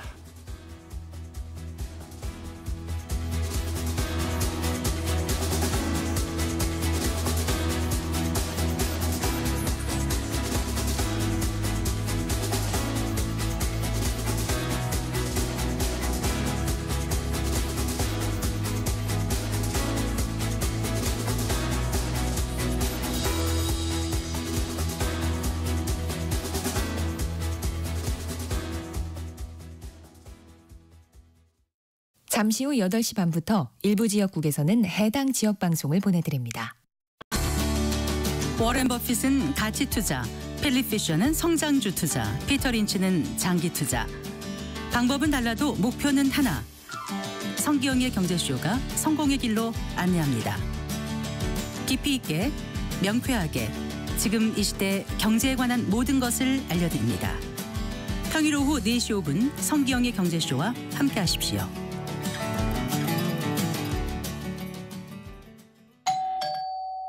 편지 왔습니다. 퇴근길 지친 당신에게 힘이 되는 뉴스를 전해드립니다. 매일 저녁 5시 5분 당신과 함께 읽는 세상 이야기 KBS 1라디오 뉴스레터 K. 지금 시각은 8시 30분입니다. KBS.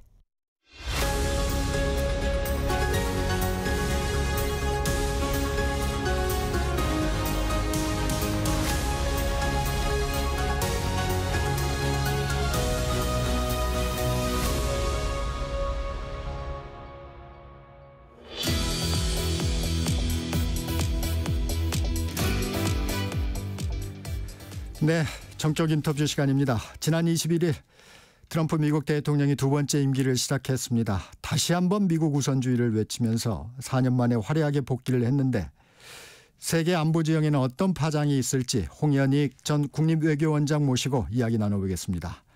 박사님 어서 오십시오. 네, 안녕하십니까.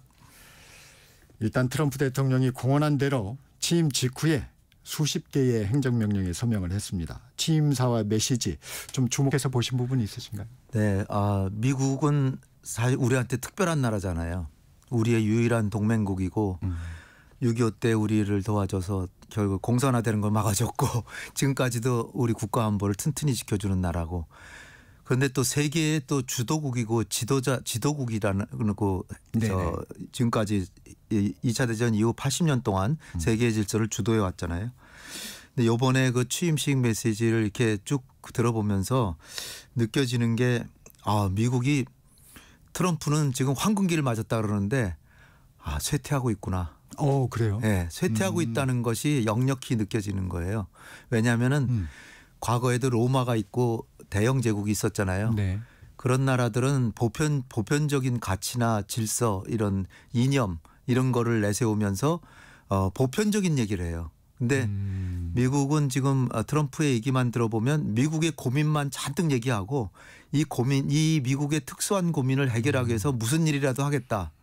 이거는 어떤 제국을 운영하는 대국의 자세는 아니거든요. 그러니까 힘이 약해지니까 지금 아픈 소리를 하는 거예요. 제가 보기엔. 근데 역설적으로 황금기를 맞았다 그런 건 이제 바이든 시대 4년 동안 쇠퇴했다 뭐 그걸 이제 강조하기 위한 측면도 있는데 어쨌든 미국은 상대적으로 2차 대전 이후에 정말로 강대한 나라였고 어떻게 보면 제일 황금기는 클린턴 시대쯤 아니었을까 저는 생각이 됩니다. 클린턴 시대 끝나면서 미국의 국방비가 세계의 50%였어요.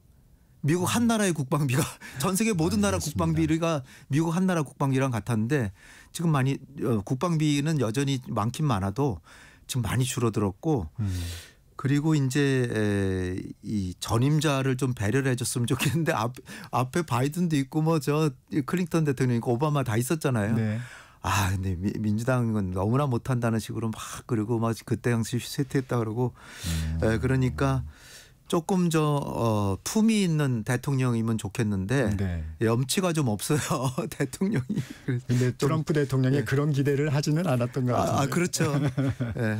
네, 구체적으로 좀 여쭤보겠습니다. 네. 트럼프 대통령이 북한을 뉴클리어 파워라고 핵 보유국으로 언급을 했어요. 이 발언이 가지는 의미는 저희가 어떻게 평가해야 될까요? 이거는 뭐 큰 의미를 특별한 의미를 둘 필요는 없고요. 네. 뉴클리어 파워라고 영어로 그렇게 그랬는데요. 네. 이게 핵무기 보유국을 공식적으로 인정한다 그러면은 뉴클리어 웨폰 스테이트라고 이렇게 불러야 됩니다.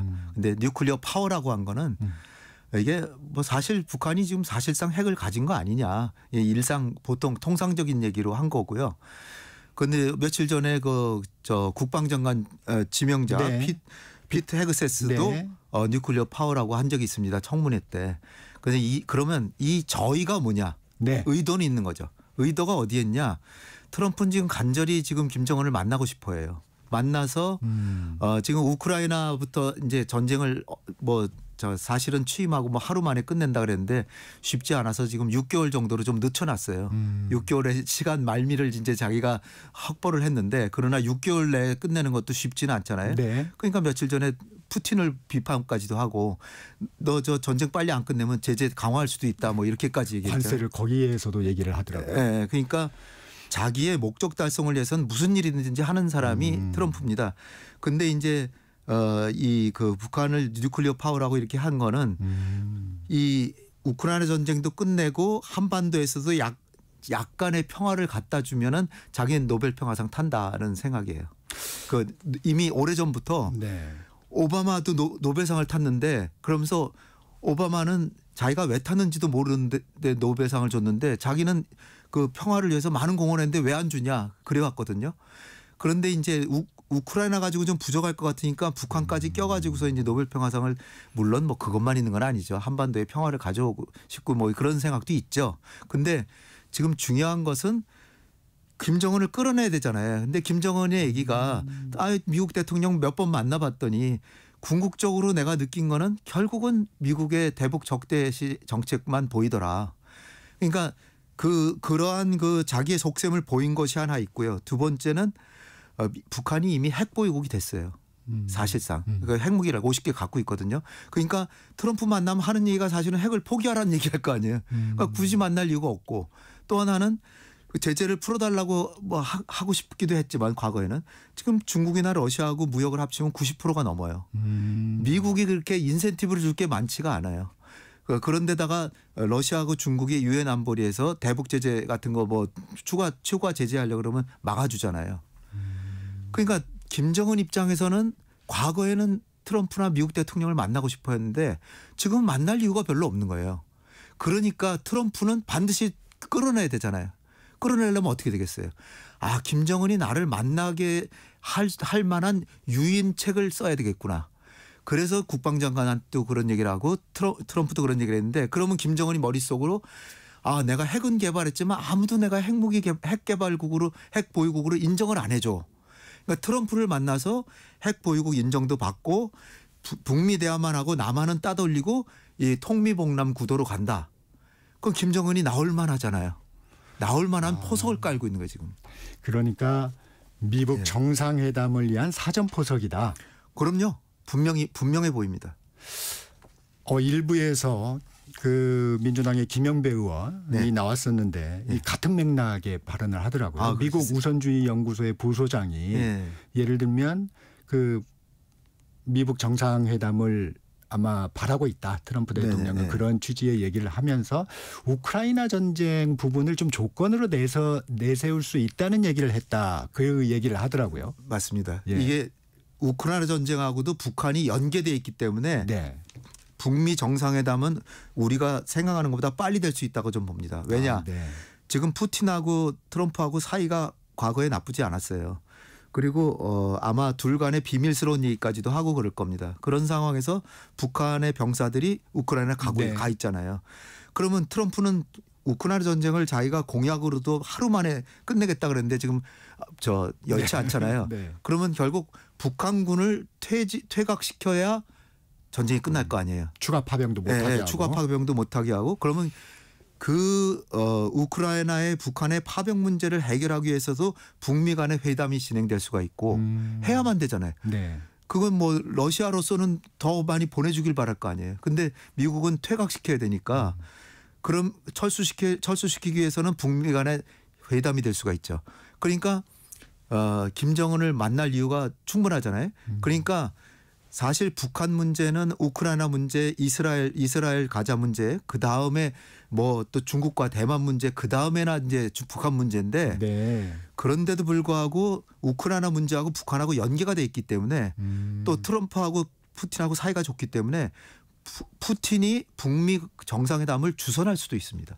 제가 볼 때는. 그렇군요. 네. 그러면 저희 걱정은 트럼프 대통령이 북한의 핵 보유를 인정하고 핵동결이나 군축으로 갈 가능성에 대해서 좀 우려가 있거든요. 네. 그 부분은 어떻습니까? 그 우려해야죠. 당연히 우려해야 되고요. 지금 트럼프는 저 취임사에서도 파나마 운하도 되찾아오겠다 네. 뭐 그런 얘기도 했고 또 취임사에서는 얘기 안 했지만 그린랜드도 사겠다 그러니까 덴마크가 같은 나토 동맹국끼리 이럴 수가 있냐. 우린 팔을 의사가 없다 그러니까 그건 너네 땅이라기보다는 주민들이 자치적으로 투표를 해가지고서는 미국 땅이 되겠다 그러면 놔둬야지 그걸 막으면 군대를 동원할 수도 있다 그랬거든요.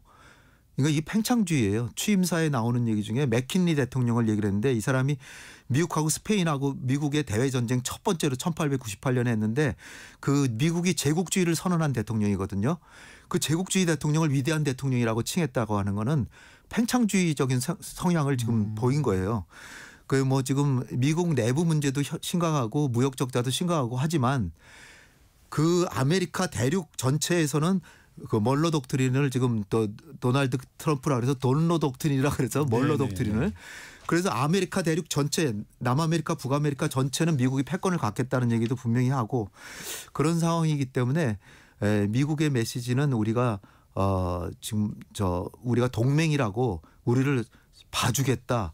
과거처럼 우리가 미국의 의지에서 뭘 하면 동맹국인데 우리를 하여튼 후원하겠지. 네. 천만의 오산입니다. 미국은 지금 자기 문제 해결이 급급해서 나토에 대해서도 굉장히 그 지금 탈퇴할 수도 있다 그러고 네. 엊그저께도 지금 다보스 포럼 지금 연설을 네. 했는데 거기서도 EU에 대해서 자기네 대기업들 그 IT 대기업들 있잖아요. AI 뭐 하고 그 기업들 유럽에서 굉장히 그 초대 기업들 그 경계가 심하거든요.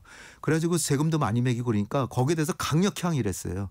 그래서 유럽에 대해서도 지금 다행히 한국에 대해서도 지금 문제를 삼으려고 하는데 아직은 아니고 유럽부터 지금 해결하려고 그러는데 지금 멕시코하고 캐나다 문제에 뭐 관세 25% 내달 1일부터 매기겠다 그러고요. 그다음에 EU를 지금 그다음 타겟이고 그다음이 이제 한국입니다. 네. 한국도 머지않았어요. 지금 우리가 대비해야 됩니다. 그런데 우리나라의 대북 정책의 기조 한반도 비핵화 아닙니까? 네. 근데 트럼프 행정부의 기조가 바뀌면 우리 대북 정책의 기조도 이제 방향 전환을 해야 되는 건가요? 네. 근데 아까 말씀드린 거 제가 대답을 안 해가지고 그러니까 트럼프는 어쨌든 김정은과 회담을 해가지고 뭔가 성과를 내야 되는데 네. 그 성과가 비핵화라 그러면 김정은은 절대로 안 하니까 비핵화가 아니라 동결. 핵은 동결하고 미래 핵은 만들지 않지만 과거의 핵은 인정해 줄 수 있고요.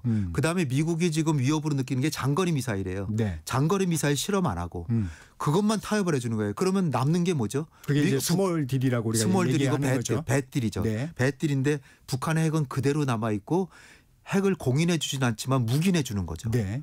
네, 그러니까 이렇게 되면 우리는 미국은 그 자기의 안보 위협은 좀 덜지만 한국은 북한의 핵 위협에 계속 있어야 되고 과연 미국의 확장 억지 이게 확실한지도 불확실한데 그러니까 우리로서는 그건 막아야죠. 그래서 우리가 해야 되는 거는 미국에 대해서 지금 긴급히 해야 될 건 북미 정상회담을 반대한다라고 할 필요는 없고요. 네. 기왕에 할 거 해라. 거꾸로.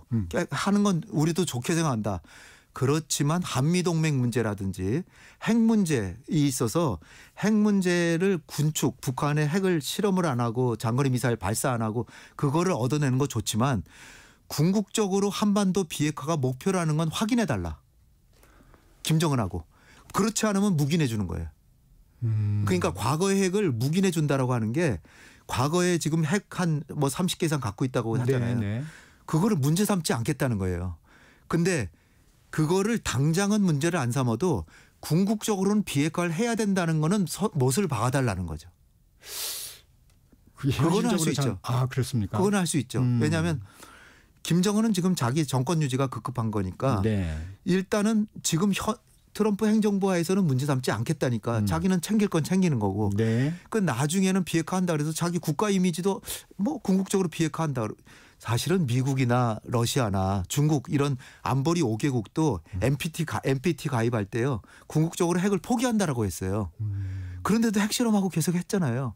그 얘기는 뭐냐면은 이 명분과 실지가 다른 거거든요. 그러니까 네. 만약에 한반도 비핵화가 궁극적인 목표라는 것 자체도 얘기를 안 하면 그냥 인정해 주는 게 나중에 파키스탄이나 인도처럼 됩니다. 그럴 가능성도 있다고 보세요? 당연히 있죠. 지금 그러니까 사실 북한이 30개 이상 가졌으니까. 그런 명분은 분명히 하되 네. 그냥 있는 건 인정해 주는 방향. 그러면서 이 지금 사실 확장 억제라고 지금 미국이 제공한다 그래서 사실 말뿐이거든요. 제가 보기에는. 네. 물론 훈련도 같이 하고 하지만 핵을 사용하느냐 안 하느냐 결정권은 미국 대통령만 가지고 있고 네.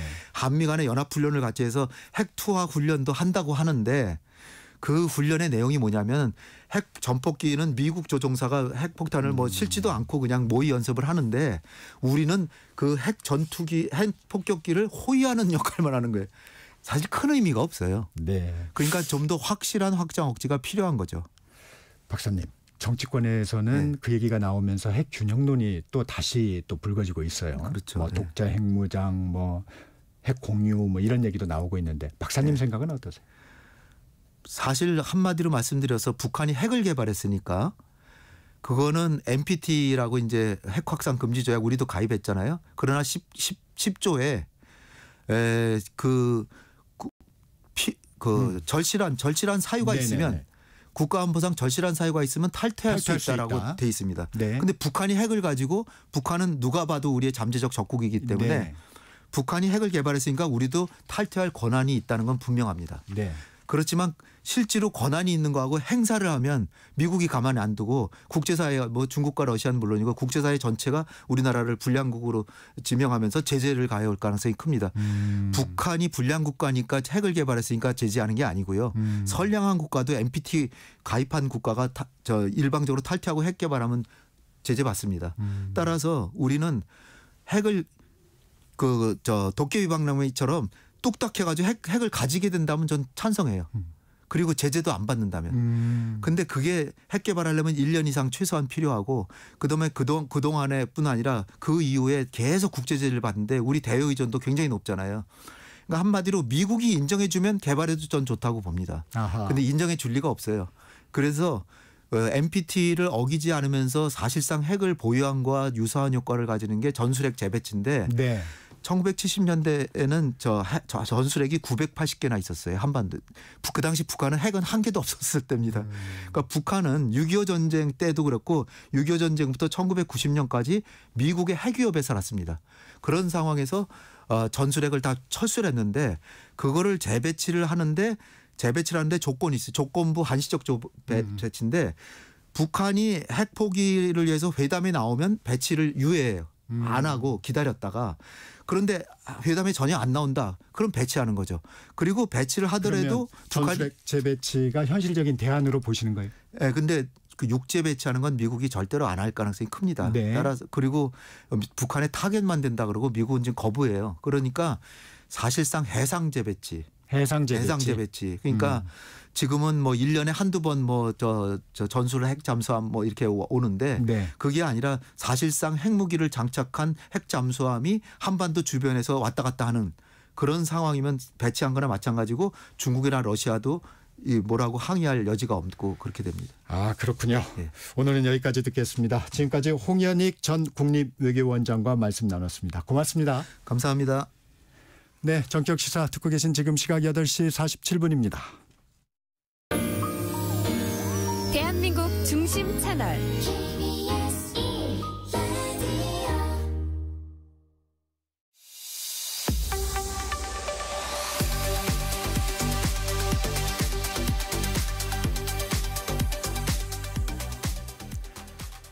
뉴스 키워드 KBS 황정호 기자와 함께합니다. 한 주간 있었던 뉴스 중에서 황정호 기자의 시선으로 고른 뉴스들을 함께 살펴보겠습니다. 안녕하세요. 안녕하세요. 첫 번째 키워드 아르바이트입니다. 윤석열 대통령의 탄핵 관련 집회가 벌어지고 있는 가운데 인력 전문 업체에서 집회 시위 인력 대행을 파견한다는 글이 플랫폼에 올라오고 있다고요.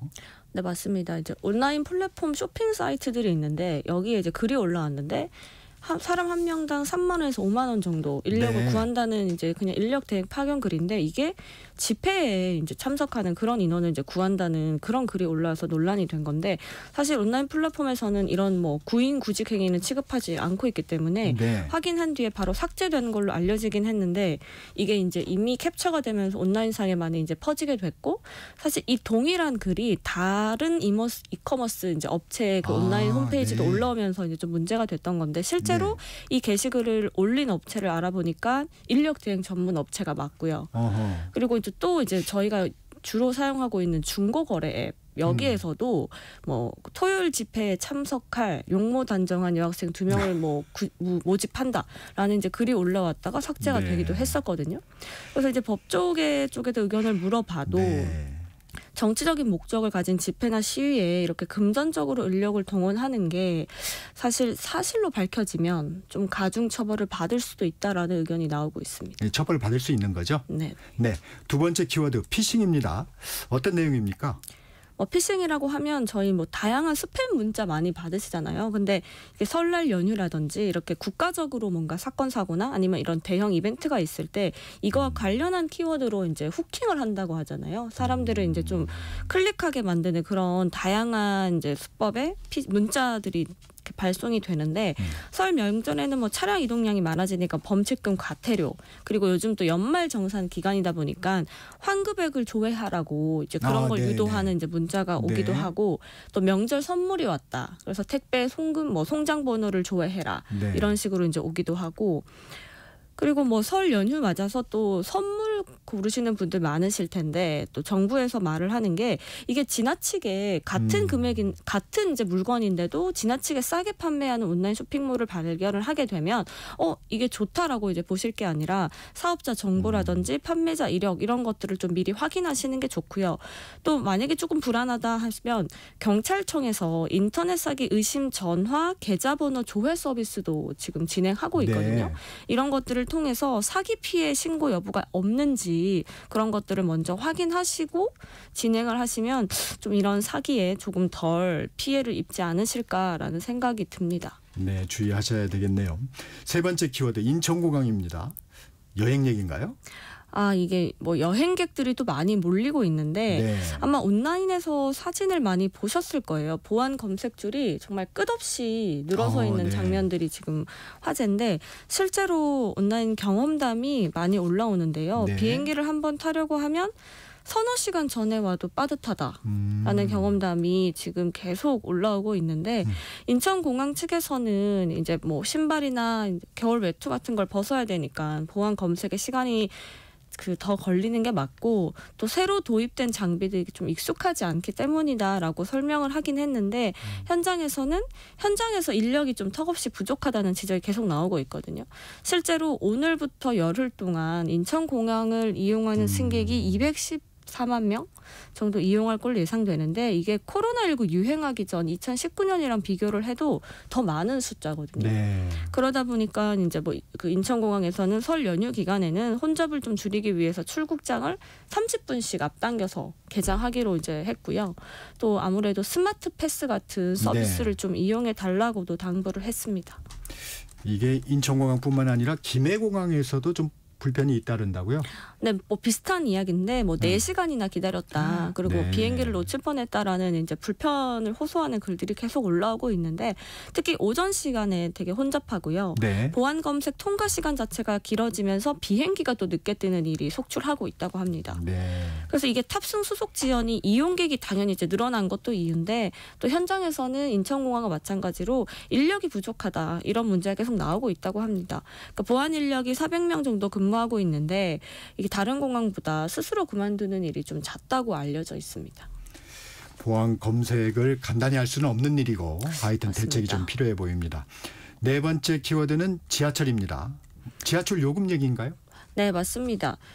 저희가 한번 올리긴 했었는데 이게 언제부터 딱 확정은 되지 않았지만 아마 올해 상반기부터 지하철 요금이 한 번 더 오를 것으로 보입니다.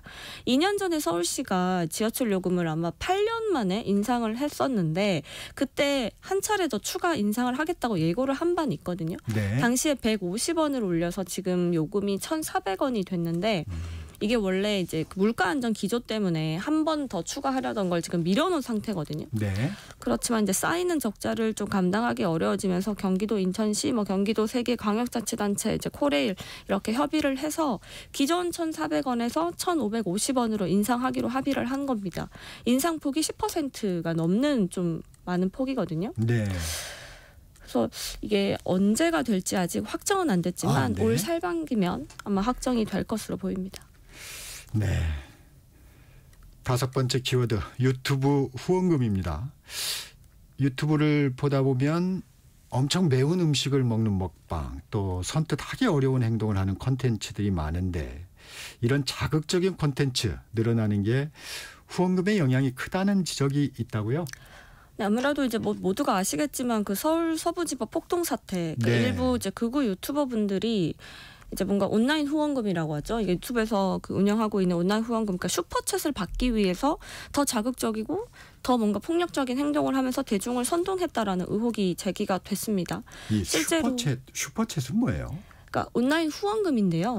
이게 예. 실시간으로 네. 어떤 유튜버나 어떤 BJ가 실시간 어떤 행동을 했을 때 그걸 보고 있는 구독자분들이 실시간으로 이제 후원을 할 수 있어요. 돈으로. 알겠습니다. 네. 그래서 실제로 한 의원실 자료를 보면 이제 비상계엄 이후에 극우 성향 뭐 유튜버 상당수가 슈퍼챗 그 수입이 2배 이상 증가했다라고 이제 얘기를 했고요. 네. 또 뭐 구독자가 162만 명 정도 되는 유튜브 채널 같은 경우에는 지난달 그 슈퍼챗, 그러니까 후원금으로만 1억 2,500만 원을 벌었다라고 이제 의원실이 이제 네. 분석을 하기도 했습니다. 네. 그러니까 말씀하신 것처럼 이제 슈퍼챗이라는 게 이게 유튜브의 발언 수위라든지 뭐 몸짓 이런 것들이 좀 가해지거나 아니면 구독자가 이제 원하는 어떤 행동을 지시했을 때 그걸 좀 재밌게 뭔가 이제 반응을 한다거나 실시로 따라주면 현금을 바로바로 결제할 수가 있게 되거든요. 그렇기 때문에 이게 아무래도 좀 서로 약간 경쟁하듯이 좀 자극적인 말이나 그렇군요. 이런 행동을 좀 하게 되는 그런 경향이 있거든요. 이게 초등학생 장래희망 1위가 이제 유튜버가 될 정도로 네. 영향력이 지금 커지고 있기 때문에 네. 이게 뭐 가짜 뉴스라든지 아니면 폭력성을 좀 부추기는 그런 선동성을 하는 이제 불법 방송에 대해서는 사실상 이제 법적이라든지 제도적으로 좀 제재가 필요하다라는 의견들이 나오고 있습니다. 네, 짧게 좀 알아보겠습니다. 6번째 키워드 커피입니다. 어떤 내용입니까? 뭐 아시겠지만 저희 뭐 밥 먹고 커피 마시는 게 사실 거의 일상이잖아요. 국내 1인당 커피 소비량이 세계 평균 2배를 넘을 정도라고 하는데 이 커피족들에게 좀 기분 좋지 않은 소식들이 들려오고 있습니다. 유명 네. 커피 프랜차이즈 점들이 커피 값을 올리거나 인상을 예고해서 네. 아마 커피 값이 좀 부담으로 다가오지 않을까 생각이 듭니다. 네, 오늘 여기까지 듣겠습니다. 지금까지 KBS 황정우 기자였습니다. 고맙습니다. 감사합니다. 1월 24일 금요일 정치역시사 오늘은 여기까지입니다. 일찍 고향으로 향하는 귀성객들 적지 않으실 텐데요. 안전운전, 안전여행 되시기 바랍니다. 지금까지 진행의 정창준이었고요. 다음 주 월요일 아침 7시 20분에 다시 돌아오겠습니다. 여러분 감사합니다.